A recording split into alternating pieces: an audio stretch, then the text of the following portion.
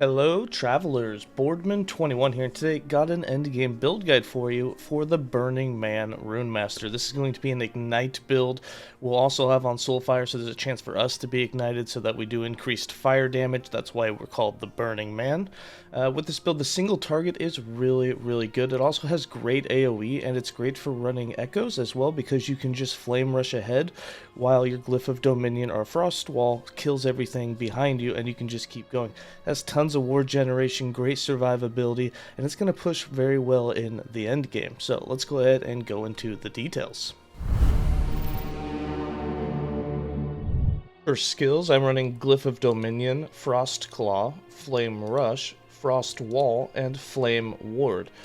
With Glyph of Dominion, we have the setup to apply a ton of ignites, and then based on our ignite chance to have increased frequency with those ignites it's applying. And we can also double cast it or have two of it out at once so that we can double stack it on single targets and do twice as many ignites for it. To save mana, we also put 4 pins in 𝐒𝐮𝐦𝐦𝐷𝐬 so that there's a delay before the detonation. In other words, it will last 4 seconds longer. This helps you save mana by, on your single targets, having it up longer before you have to recast it.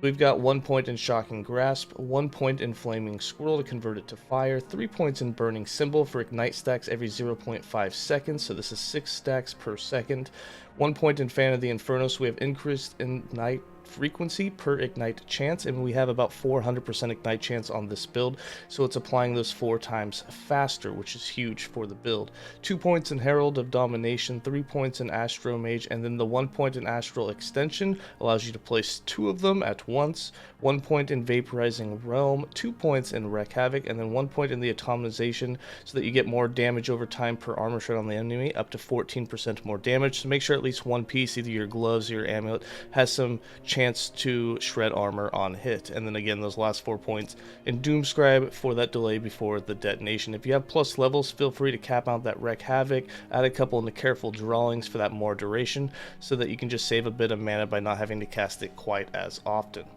For Frost Claw, this probably applies the most stacks for us, but we have to directly be casting it, whereas Glyph of Dominion, we can just set it on an enemy and leave, and it will apply a ton of stacks. We have the setup to cast when we cast it, and then it will directly cast again right afterwards, as long as we're directly casting it. We also reduce the mana as much as we could. So 1 point in Shiver Shell, 3 points in Fen of the Frozen for that chill chance, with the 1 point in Lava Talon that converts over to ignite chance and converts the skill to fire, 3 points in Gift of Winter for reduced mana cost, 2 points in Ardor Scepter just so that we could unlock the Frost Beyond Time with 1 point there. You have 25% increased ailment duration for our ignites. 1 point in Rending Cascade, 1 point in Frozen Rain just for that reduced mana cost, 1 point in Grammed Ring, 1 point in Cold Start, and then the 1 point in On Through the Snow so that there's a second cast behind the target. This highly increases the mana cost, so if you're having mana problems, don't take this one. It's not necessarily needed, but it does allow you to place down twice as many ignites with Frost Claw because you're hitting the same target twice. And with 1 point in Hand of Mordidas and then 1 point in Volley of Glass, also increasing that mana cost by a ton, you now shotgun your 5 projectiles to a single target. In that second cast, the same 5 projectiles will be able to hit the same target, so you'll get 10 hits on the same target, which allows you to play a ton of ignite onto the enemies. Then for Flame Rush, we have this set up for damage reduction, and then it's also going to do a little bit else. It gives us some fire res shred on the enemy, and then it just, it's our movement skill, so it lets us kind of fly through the map. So we've got 3 points on Blazing Flux for that mana efficiency and cooldown recovery, 3 points in Runic Eclipse for less damage taken doubled against dots, and then the 3 points in Celestial Guidance keeps that buff up after we're done rushing for as long as we were rushing, which is really nice, or 45% of that time, so that you'll be able to have a good amount of uptime with that. It's a ton amount of DR. That 36% reduced damage against dots is huge for you.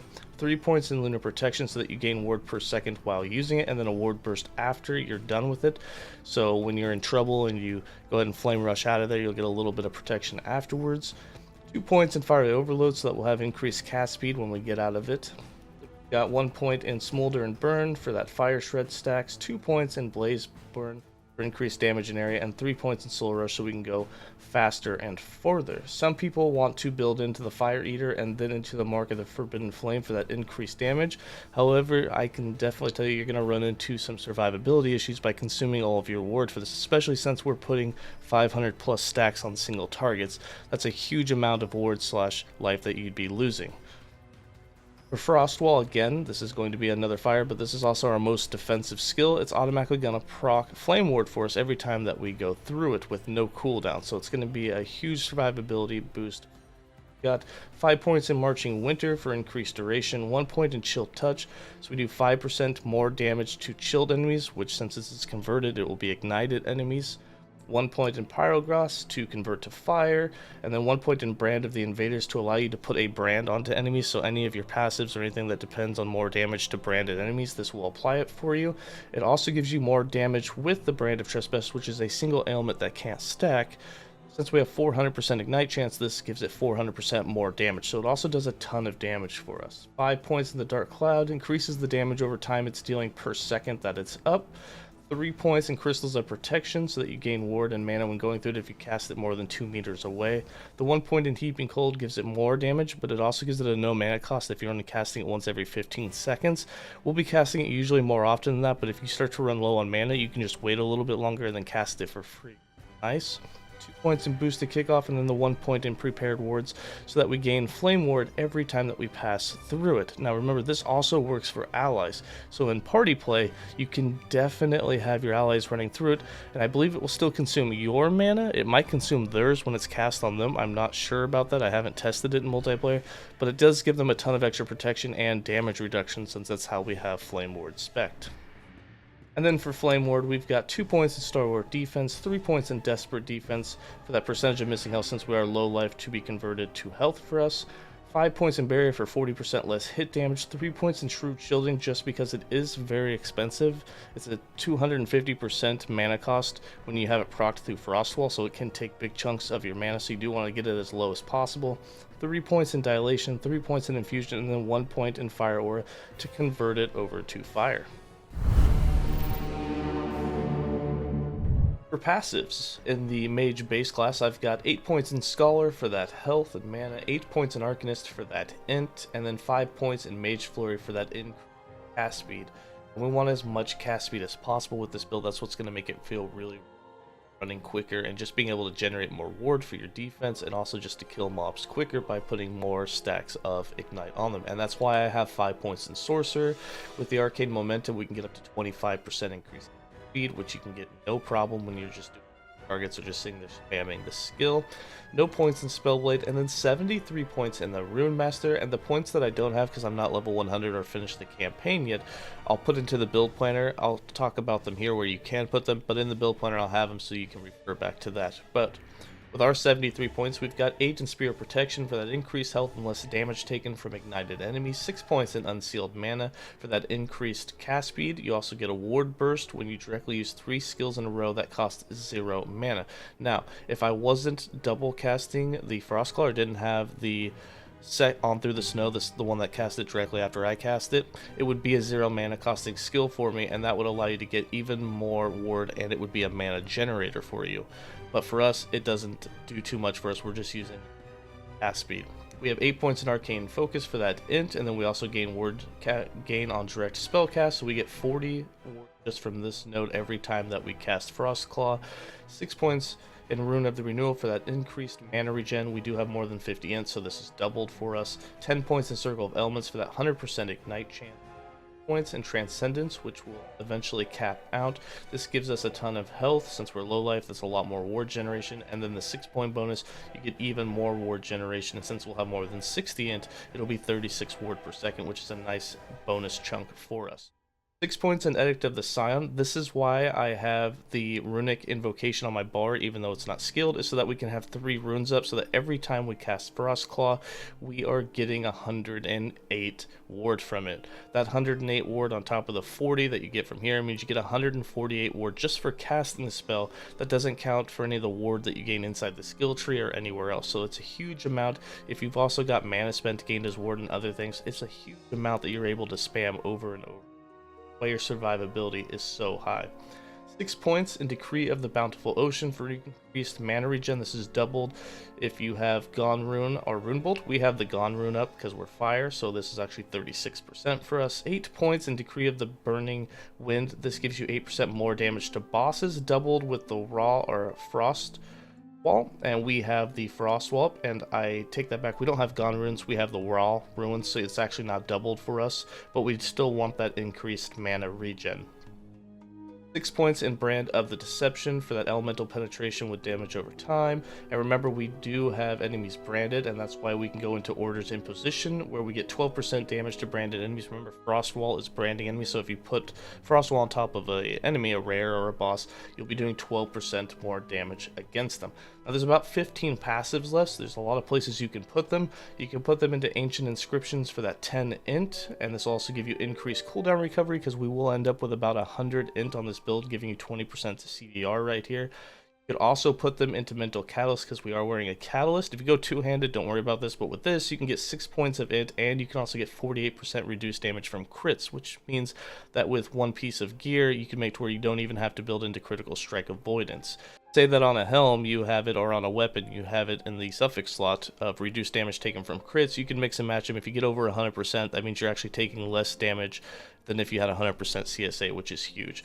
And then, of course, I'll cap out the Transcendence. And the last thing that you could build into if you really wanted was Inscribed Instruments. We are wearing a Scepter, so you can get 72% ward retention here. So those are some options for you that you could build into. Then for the character sheet, I'm still working on my gear. In the build planner, I'll have what you're really aiming for. But for me, I'm still working on getting the little bit of Necrotic and Void I have left, and then I just need my Poison and Elemental to go up. I have about 2,000 health. I've got a lot of room on my gear for better things. I don't have a lot of sealed affixes, so capping them out is possible. For defense, I have no Critical Strike Avoidance, but I definitely want to work towards getting 100% of that. I am wearing the Catalyst, so I'm thinking about just doing the reduced damage from critical strikes, but either way, I haven't got the blessing for critical strike avoidance yet. I've been farming that one, but once you want that, you'll be a lot more tanky with it. I'm plenty tanky now, but that'll just really secure you into that 300 plus corruption. And then for endurance, don't even worry about it. If you're going low life, you don't want endurance. The only reason I have it is because it came on the gloves with the experimental affix. And then for the inventory, some of the things that you're looking for, you can get Ignite Chance with Frost Wall. This also gives you ward per second. You can go with the hybrid affixes that give you Ignite Chance and health, or just straight health and health, which is huge for low life builds like ourselves. There's also 1x4s, which I don't have one, but they increase Ignite duration. And throwing on a couple of those will also help you, but that'll really reduce the amount of health. So at that point, you'd want some of the 1x3s. That Ignite Chance with Frost Wall. You'll have a lot less health and probably a little less survivability that way, but you can get a lot more Ignite duration to help with that single target and just helping take down their life quicker.